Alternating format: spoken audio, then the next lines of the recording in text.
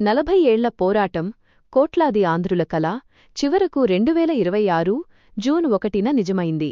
ఆంధ్రప్రదేశ్కు ప్రత్యేక railway zone కోసం డిమాండ్ 1980ల నుంచే మొదలైంది.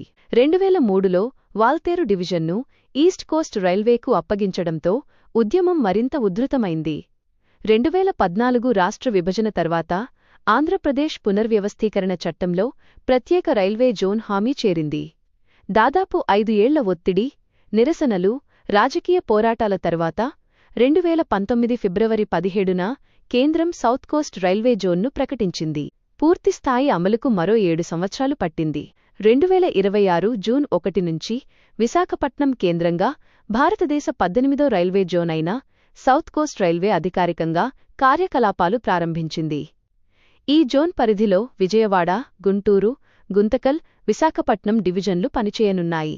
ఇది ఒక్క పార్టీ విజయం కాదు.